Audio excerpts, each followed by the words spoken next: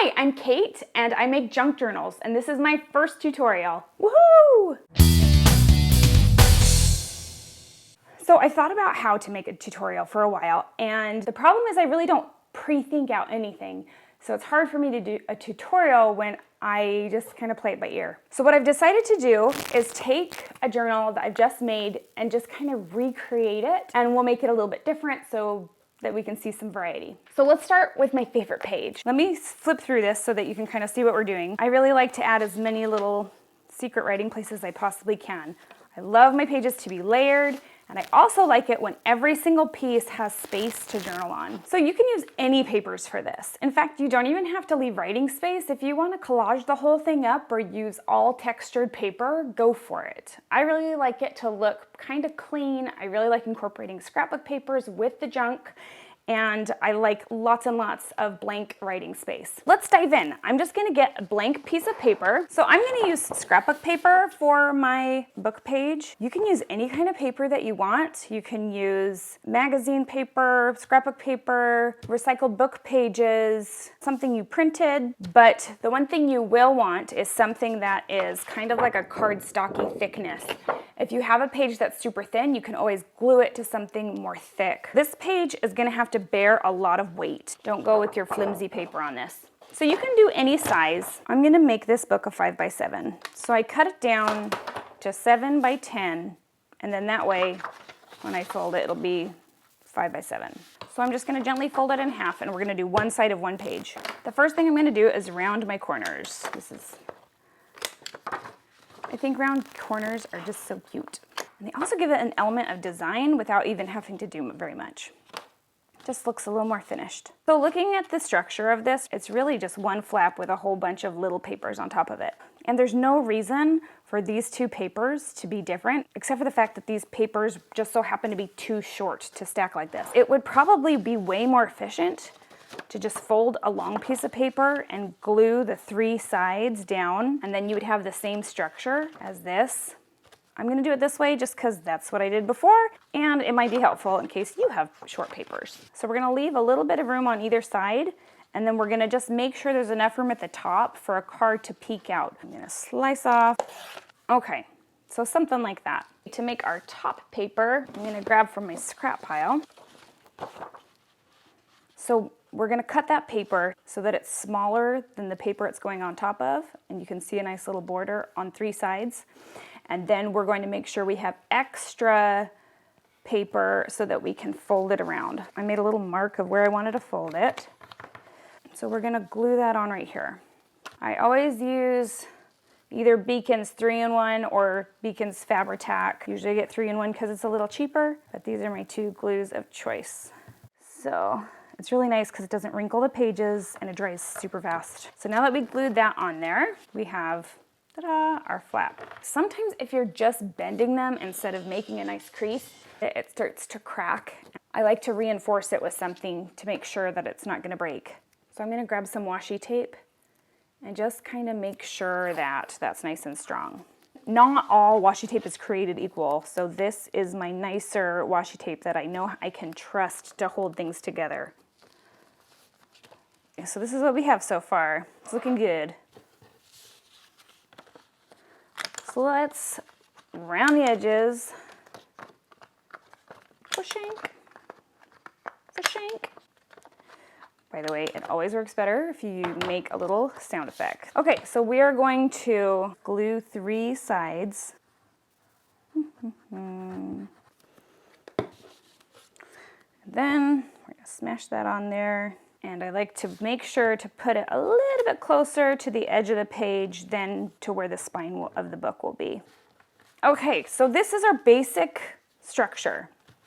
Now I just see how many more layers I can shove on there. So I like to keep a stash of just a bunch of little scrapped papers that are blank or lined or something that you can write on. So I'm gonna pull from my box, and this is just paper from an old book that I ripped out. Okay. You're gonna make it just a little bit smaller than the layer that's underneath it. So it should look something like that. So something else that we can do to kind of help give it a little bit more dimension is I'm going to use my Tim Holtz Weatherwood Distress ink, and I'm going to put it on a little ink blotter and just kind of dust the edges. So I have a few different colors that I use of this stuff, but my two main go-tos are either the Weatherwood or the Vintage Photo. And if my book has a lot of cool tones like this one does, then I'll use this weathered wood. But if it was warmer paper and more of a traditional vintage feel, then I would use the Vintage Photo. And so this is where I have to really decide how much am I gonna hold back and how much am I gonna try to shove in one little page. I think I'm going to maybe make it a little bit shorter. So I definitely don't wanna make the same thing twice. So I'm gonna change this one up a little bit, and I'm gonna leave space for another pocket on the bottom. So this is folded in half, and I'm gonna glue 3 sides.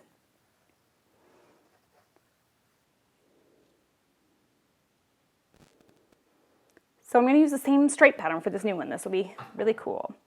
Oh yeah, I really like the way that looks. And then I'm just gonna use the ink blotter again to just do the center. That way it kind of separates these two whites. Okay, this is looking really good.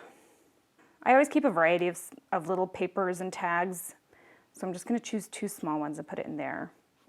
And then I'm going to grab another tag because we're going to slip it in that bottom one.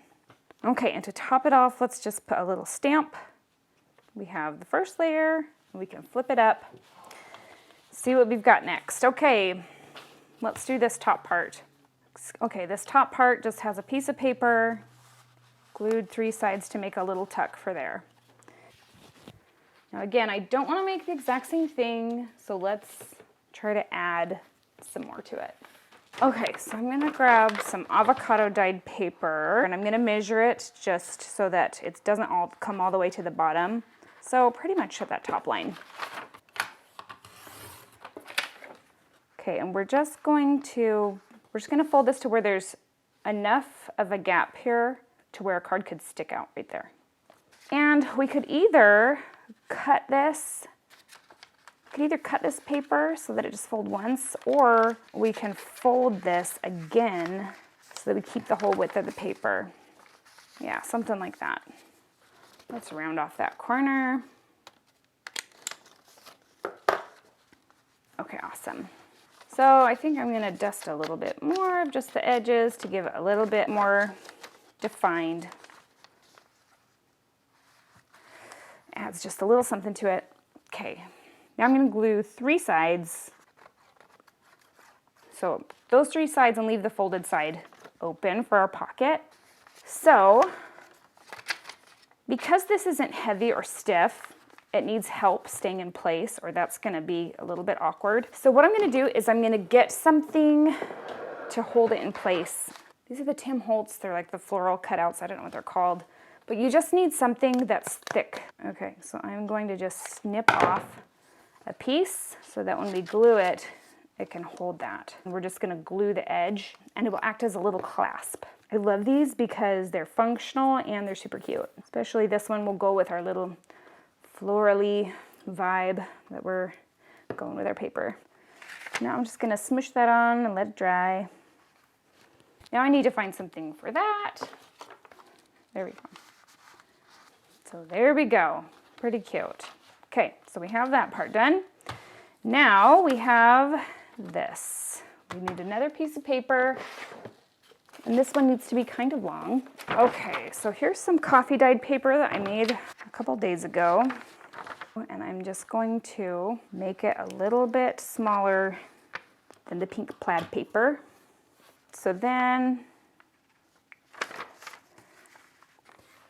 okay, so we have that. So now here comes the debate. Do I cut it, make it fit, or do I fold it over so that there's even more fold out stuff? And I'm pretty sure the answer is always more, right? Let's just go crazy and have lots of flippity flappy stuff everywhere. So this, we need something to hold this as well. So first let's round the corners.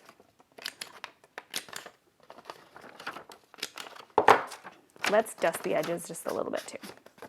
Dusty, dusty, dust, dust, dust. Okay, so this one I just glued the whole bottom on, but since we seem to be upping everything, let's just go crazy and make another pocket somewhere. So let's glue these 3 sides.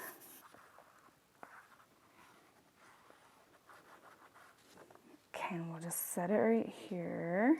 Then we're gonna grab this cute tag, and this will be the clasp for this one. Okay, and I'm just gonna kind of put it right there.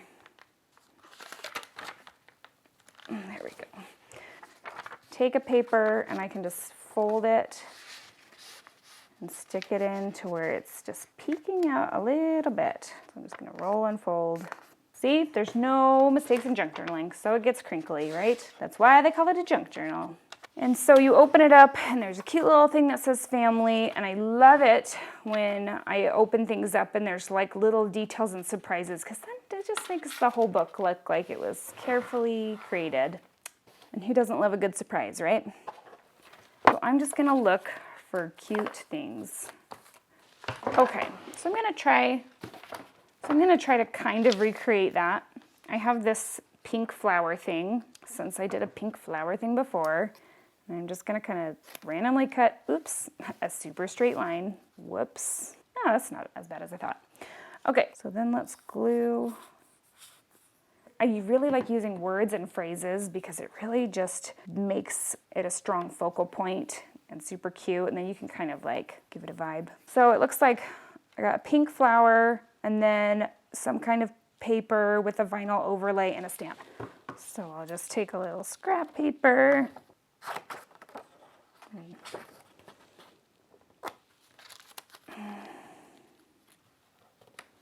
Before we glue that on, I'm going to grab some kind of swirl stamp. I have this one. Okay. Okay, so let's get that paper.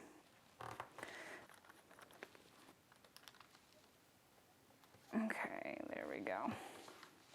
Just something in the corner so that when you open it up, it looks like, look, someone cared about the inside. This looks like it's missing something, so I'm going to add an extra thing on it. I'm just gonna put a flower right there to kind of tie them all together. When in doubt, put a flower or butterfly on it, and it fixes everything. Okay, so that's pretty cute. Now all we have to do is put a tag in the top, and we are so done. Just grab one more tag and shove it in the top. Ta-da! Now we did it. Okay, let's do a final flip through. So here, so there's our card, our cute little belly band, our secret little tuck. This will flip out. Oh, tuck back in. And there's our card.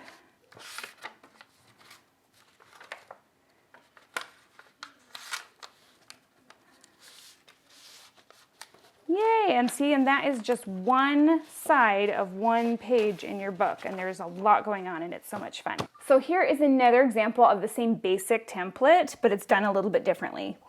So we have our main back pocket here, and this time when we flip it up, the belly band is another flip up. And then under here, this folds up 2 times with a little under pocket there. This is a little corner tuck. This is just a little flip notebook. And then we open it up, and there's another little tag there. So there you go. There's the basic template and 3 different ways. If you make something like this, I would love to see it. You can just tag me. My Instagram is @KatesJunkJournals. Thank you so much for watching this, and this was really fun, and hopefully I'll get a little better at this. Since this is my very first tutorial, I would love to get some feedback. If you could tell me what you liked or what you found helpful, that would be really great. If you have any questions or if you want something more specific, what are other things that you want to learn, I would love to hear all about it, and your feedback would really be appreciated. Thanks again. See you later, friends.